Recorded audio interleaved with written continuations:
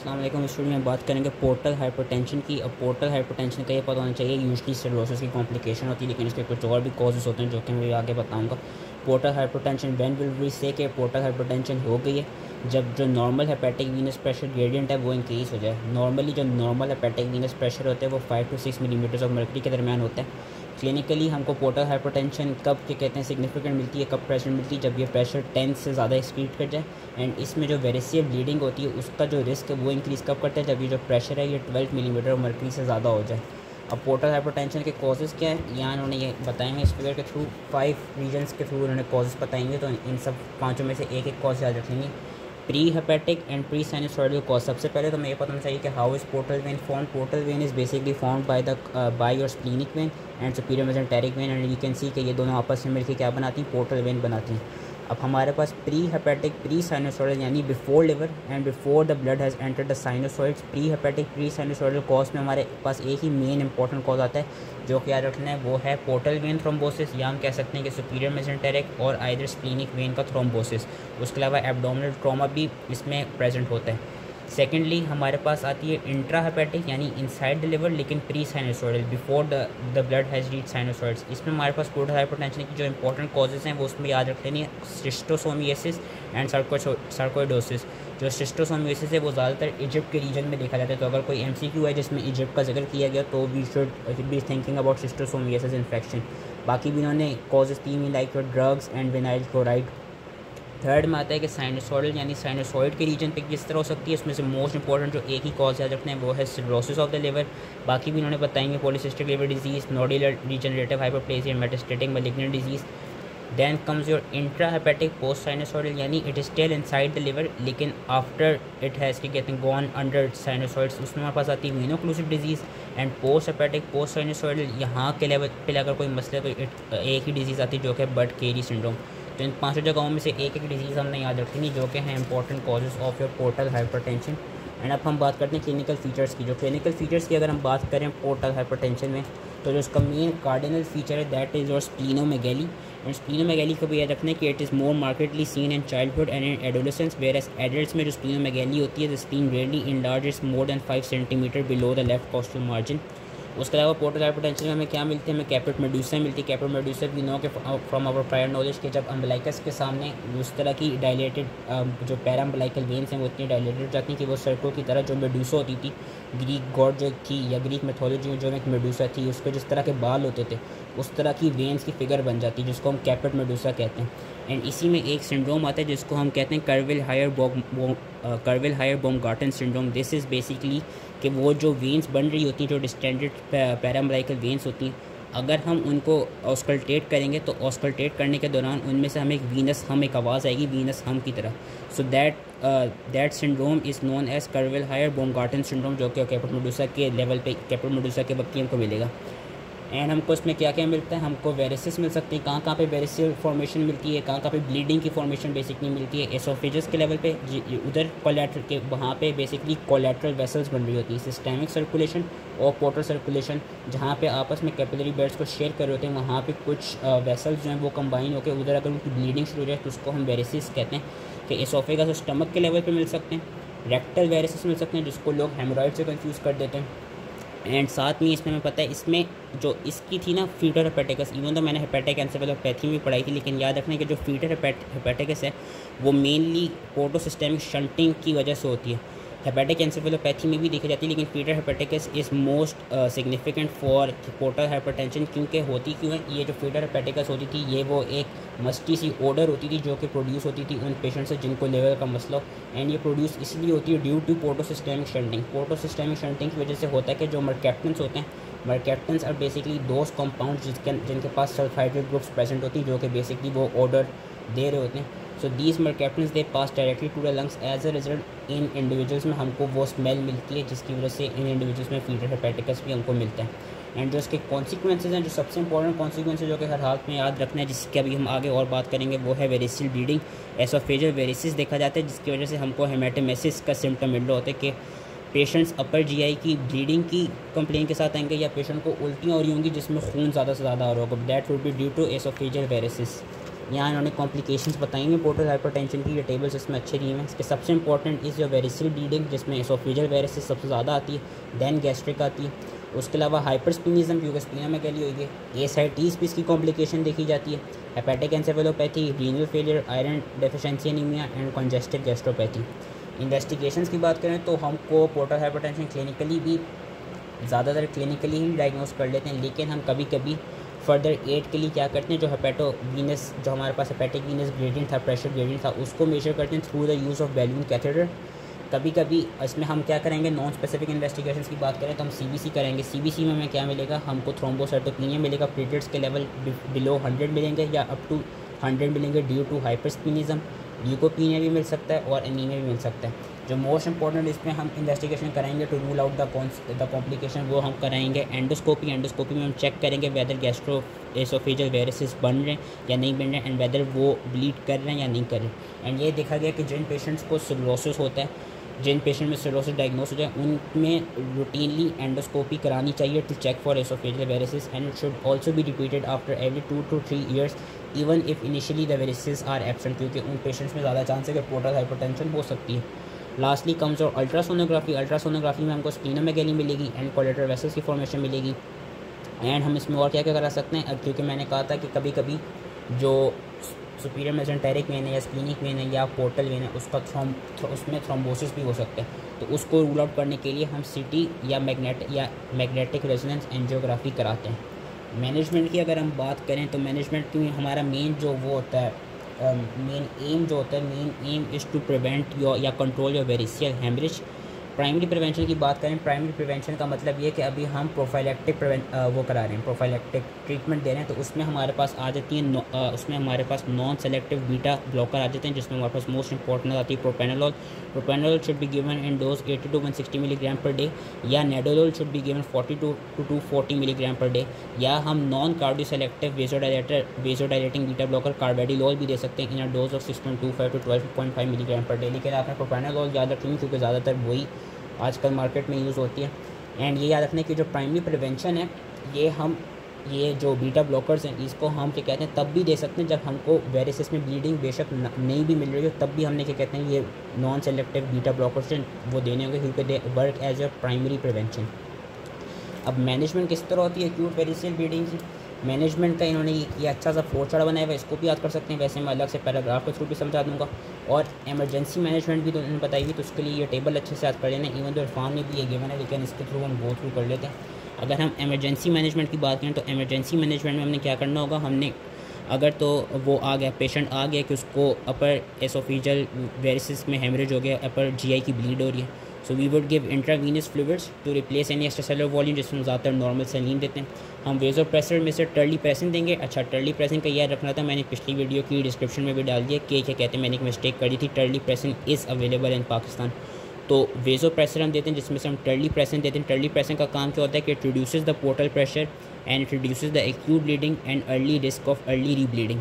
And terlipressin के साथ क्या रखना होगा कि it should be given cautiously in those patients who are having significant coronary artery, peripheral और other vascular disease या any ischemic heart disease, उनमें ये टर्ली प्रेसिन जो ड्रग है वो cautiously लेना चाहिए।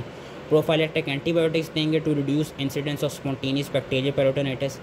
एमरजेंसी एंडोस्कोपी करवाएंगे to confirm variceal rather than ulcer bleed, के हम कंफर्म करने के वो जो ब्लीडिंग हुई है अपर जीआई से वो वेरिसिस की वजह से ही हुई है, या वो कहीं ऐसा ना हुआ कि कहीं पेप्टिक अल्सर ब्लीड कर गया हो या वो परफोरेट कर गया हो।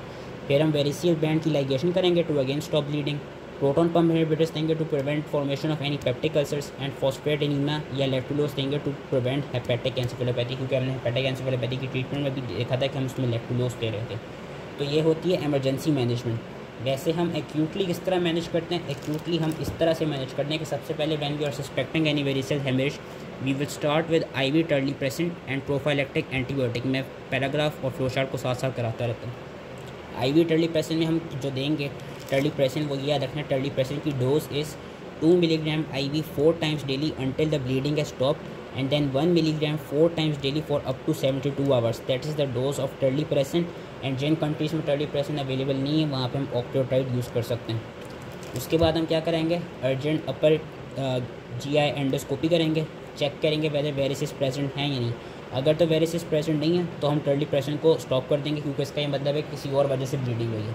अगर तो हमको वेरिसेस मिल गए देन हम क्या करेंगे, हम करेंगे एंडोस्कोपिक थेरेपी, जिसमें हम आजकल वेरिसील बेंडिंग कराते हैं। पहले हम स्क्लेरोथेरेपी भी कराते थे, लेकिन अब आजकल स्क्लेरोथेरेपी इतनी नहीं कराते, हम वेरिसील बेंडिंग कराते हैं। What is variceal banding? हम बेसिकली वो जो वेरिसेस होते हैं उनको आपस में लाइगेट कर देते हैं, बैंड लाइगेशन करते हैं।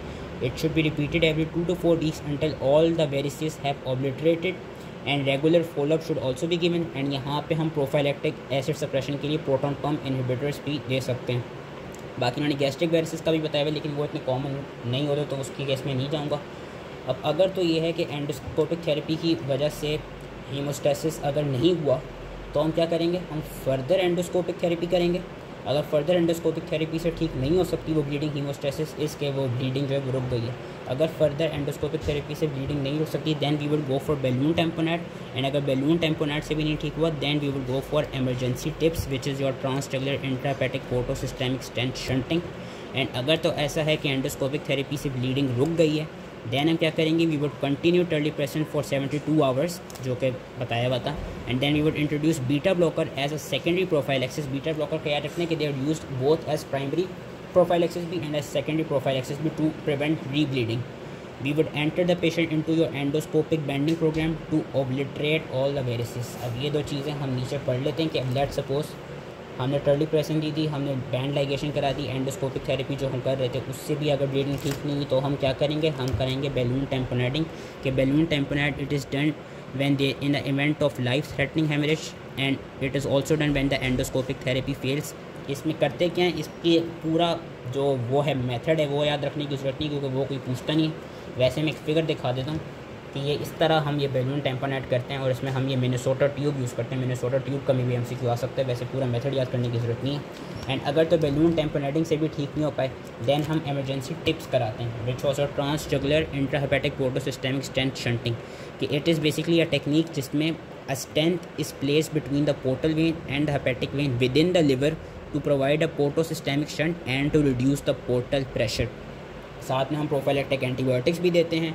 एंड हम साथ में अगर किसी को कोगुलेशन डेफिशिएंसीज हैं उसको हम फ्रेश फ्रोजन प्लाज्मा भी देते हैं। लेकिन याद रखना है कि जो टिप्स का वो मेथड है उस वट इज़ नॉट वो रिलीफ दे सकता है, लेकिन वो सर्वाइवल को इम्प्रूव नहीं करता। जो हमने पीछे SITs में भी पढ़ा था कि रिफ्रैक्टिव SITs के केस में टिप्स जो है रिलीफ दे सकता है लेकिन मोर्टेलिटी को इम्प्रूव नहीं करता। तो ये वाला मैंने पार्ट बता दिया। अब मैं ये वाला पार्ट बता देता हूँ। ये वाला पार्ट यही है कि अगर एंडोस्कोपिक थेरेपी से ब्लीडिंग रुक गई है तो हम क्या करेंगे, अब हम as a secondary prevention we would give beta blockers to prevent recurrent variceal bleeding and we would start enter the patient into your esophageal banding program, जिसमें रिपीटेड सेशंस होंगे of endoscopic therapy for 2 to 4 weeks, ताकि जितने भी varices हैं वो पूरे ओब्लिटरेट कर जाएँ। तो इसकी जो ट्रीटमेंट है, ट्रीटमेंट के लिए अगर किसी को याद करना है तो ये अच्छा सा फ्लो चार्ट है, इसको याद कर सकते हैं। That was all from Davidson. अब मैं करा देता हूँ थ्रू योर इरफान। तो अगर हम इरफान से भी बात करें, पोर्टल हाइपरटेंशन यही बताया गया, it is form by union of superior mesenteric veins clinic when. Normally जो प्रेशर होता है वो 5 to 8 के दरमियान होता है। अगर क्लिनिकल फीचर्स कब मिलते हैं और कॉम्प्लिकेशंस कब मिलती हैं, जब वो प्रेशर 12 से रेस कर जाए। जो मैंने पीछे बता दिया था कि नॉर्मल जो हेपेटिक वीनस प्रेशर ग्रेडियंट है वो अराउंड 5 mm/Hg का होता है। उससे अगर ज़्यादा हो जाए तो पोर्टल हाइपरटेंशन के हमें साइंस क्लिनिकली मिलते हैं। टाइप्स बताइए, वो जो वही फिगर थी उसको उन्होंने यहाँ लिखा हुआ है कि प्री हेपेटिक प्री साइनोसॉइडल, यानी before the blood has entered liver and before it has reach the sinusoids. कोई ब्लॉकेज हो गई पोर्टल वेन में कि वही portal vein thrombosis, splenic vein thrombosis या superior mesenteric vein thrombosis. Intra hepatic causes में वही कि inside the liver pre sinusoidal before it has reach sinusoids. इसमें शिस्टोसोमियोसिस मैंने कहा था वो मोस्ट इंपॉर्टेंट है, साथ में सार्कोइडोसिस एंड साइनोसॉइडल का मैंने बताया था जो सिरोसिस है वो सबसे ज़्यादा कॉमन है। उसके अलावा भी मेटास्टेटिक मैलिग्नेंट डिजीज़ लिखी हुई। एंड पोस्ट साइनोसॉइडल में हमने पढ़ा था वीनो ओक्लूसिव डिजीज़ थी। And lastly post hepatic post sinusoidal के after it has gone through liver post sinusoids, वहाँ पे हमने ही पढ़ा था बट केरी सिंड्रोम लिखा हुआ था डेविडसन में। यहाँ पे उन्होंने अलग से राइट साइडेड हार्ट फेलियर और कंस्ट्रक्टिव पेरिकार्डाइटिस भी दिया हुआ है। क्लिनिकल फीचर्स में कार्डिनल साइन मैंने पढ़ा दिया था, वो स्प्लीनोमेगैली जो कि चाइल्डहुड एडोलेसेंस में मार्क मिलती है। एडल्ट्स में it is rarely more than 5 cm below the left costal margin tip. Ascites मिल सकती है। अच्छा, एसाइटीज़ कब मिलती है? When portal hypertension is present with post hepatic and sinusoidal portal hypertension. Ascites is not seen in pre sinusoidal portal hypertension. तो ये मतलब है कि अगर तो हम प्री साइनोसॉइडल की बात करें, ये वाले जितने कॉजेज़ की वजह से अगर पोर्टल हाइपरटेंशन हो रही हुई इन 3 कॉजेज़ की वजह से, तो हमको एसाइटीज़ नहीं मिलेगी। अगर इन सारे आगे जो कॉजेज़ 3 हैं इनकी वजह से पोर्टल हाइपरटेंशन हो रही है तो हमको ज़्यादातर एसाइटीज़ मिलती है। फीटर हेपेटिकस के वही हमको कैरेक्टरिस्टिक ऑर्डर मिलती है which is known as breath of the dead, characteristic smell of breath in cirrhosis due to portosystemic shunting of blood which allows the mercaptans to pass directly to lungs. Caput medusa, Cruveilhier Baumgarten syndrome जो मैंने बता दिया था कि जब हम वो उन कैपेट मेडुसा की पैराम्बलाइकल वेन्स को डिस्टेंडेड वेन्स को जब ऑस्कल्टेट करेंगे उसमें हमको वीनस हम मिलेगा। कॉम्प्लिकेशंस क्या क्या हो सकती हैं वो हमने टेबल में पढ़ ली थी। एसाइटी सबसे इंपॉर्टेंट थी, variceal bleeding, hypersplenism, congestive gastropathy, hepatic encephalopathy and renal failure और आयरन डेफिशिएंसी में भी लिखा हुआ था। बात कर लेते हैं हम उसकी वेरिसिल ब्लीडिंग की। तो एसोफेजियल वेरिसिस जिसमें सबसे कॉमनली वही लिखी गई थी कि it results from portosystemic shunts which are formed wherever the systemic and portal circulation they share a common capillary bed. हीमेटोमेसिस का मैंने कहा था कि मेन सिम्टम मिलेगा। एसोफेजियल पोर्टोसिस्टेमिक शंट में क्या होता है कि हमारे पास जो हेपेटिक या जो पोर्टल वो होती हैं ब्लड वेसल्स होती हैं उसमें हमारे पास आ जाती हैं oesophageal branches of left gastric when. And अगर हम सिस्टेमिक ट्रिब्यूटरी की बात करें तो उसमें आ जाती हैं oesophageal veins which are draining the middle third of oesophagus into the azygos veins. तो इन वेन्स में जब भी कोई हेमरेज हो जाए या ब्लीडिंग शुरू हो जाए उसकी वजह से हमको वो फिर हेमेटोमेसिस का और अपर जेब ब्लीच के सिम्टम के साथ पेशेंट आते हैं। एमरजेंसी मैनेजमेंट जो बेसिकली वहाँ डेविडसन में टेबल में दी हुई थी वो इन्होंने यहाँ पे इस टेबल में बताई हुई है। इन्होंने अलग से बस ये वाला पॉइंट बताया हुआ है कि we would assess the pulse and blood pressure. बाकी सारी वही चीज़ें जो डेविडसन में थी कि इंट्रावीनस लाइन इंसर्ट करेंगे, obtain blood for investigation, normal saline देंगे जो हम फ्लूइड दे रहे थे for extra cellular volume replacement, terlipressin देंगे reduce portal pressure, prophylactic antibodies to reduce the risk of spontaneous bacterial peritonitis, urgent endoscopy to confirm diagnosis and endoscopic band ligation to stop bleeding. Lastly, proton pump inhibitors to reduce the risk of secondary bleeding from band induced ulceration. और उन्होंने उसमें लिखा हुआ था कि हम साथ में वो भी करेंगे, आपका लैक्टुलोज भी देंगे टू प्रिवेंट हेपेटिक एन्सेफेलोपैथी। बाकी वही बैंड लाइगेशन हम करते हैं, स्क्लेरोथेरेपी हम आजकल नहीं करते। बैंड लाइगेशन का मैंने बताया था कि जो वो है मेथड पूरा है वो याद करना अपना ये कि it is use initial treatment के टर्लीप्रेसेंट देने के बाद हम बैंड लाइगेशन में जाते हैं। स्क्लेरोथेरेपी आजकल नहीं यूज़ करते क्योंकि there is a high incidence of esophageal pustulation and stricture with injection sclerotherapy. Pharmacologic agent में टर्लीप्रेसेंट ड्रग ऑफ चॉइस है, reduce the portal pressure by releasing vasopressin, वही उसकी क्या कहते हैं डोज दी हुई है कि 2 milligram IV 4 times daily until the bleeding is stopped and then 1 milligram 4 times daily for 72 hours। And जिन मुल्कों में ये अवेलेबल नहीं है वहाँ पे हम ऑक्ट्रियोटाइड यूज़ कर सकते हैं। ये यूजेस बताएंगे कि reduce the active bleeding while endoscopy is being arrange. Side effects इसमें अलग से बताएंगे टर्लीप्रेसेंट के abdominal cramps, arrhythmia, increase arterial pressure. And मैंने कहा था कि जिन लोगों में इस्कीमिक हार्ट डिजीज़ या आपके कोरोनरी आर्टरी डिजीज़ के वो हो साइंस उनमें कॉशियसली यूज़ करनी चाहिए क्योंकि इसका एक साइड इफेक्ट यही है कि it can cause MI and cardiac failure. Balloon tamponade कि व्हेन द एंडोस्कोपिक और pharmacological therapy has failed it is done when there is क्या कहते हैं बहुत ज़्यादा हेमरेज हो रहा हो, एक्सेंजुएटिंग हेमरेज हो रहा हो एंड हम एंडोस्कोपी से ट्रीट ना कर पा रहे हो तो हम बैलून टेम्पोनेट कराते हैं। मेथड मैंने भी बता दिया, याद करने की ज़रूरत नहीं है, बस ये कि इसमें हम वो था एक मिनेसोटा ट्यूब यूज़ करते थे। कॉम्प्लिकेशन ये एसोफेजियल परफोरेशन और एस्पायरेशन निमोनिया कॉज करा सकता है तो उसमें ज़रूरी है कि एंडोट्रेकियल इंट्यूबेशन करा दी जाए। And then your TIPS therapy, it is done when bleeding cannot be stopped after 2 sessions of endoscopic therapy within 5 days। Method याद करने की ज़रूरत नहीं है कि वो इसमें स्टेंट हम बेसिकली प्लेस करते हैं between portal vein and hepatic vein within the liver to provide a portosystemic shunt and therefore reduce the portal pressure. Complications are encephalopathy and it does not lower mortality. बाकी clinical pearl में उन्होंने ये लिखा हुआ है कि हम जो अगर हम बीटा ब्लॉकर्स के साथ देखें तो जो नॉन सेलेक्टिव बीटा ब्लॉकर्स हैं जिसमें पैरानोल आता है it is use as a primary prevention यानी कि it can be use before the bleeding has occurred and non-selective beta blockers have also been used in secondary prevention of variceal bleeding i.e. to prevent the recurrent variceal bleeding जो कि मैंने Davidson के through पढ़ा दिया था। So that was all related to portal hypertension। I hope easily समझ में आ गया हो and thank you।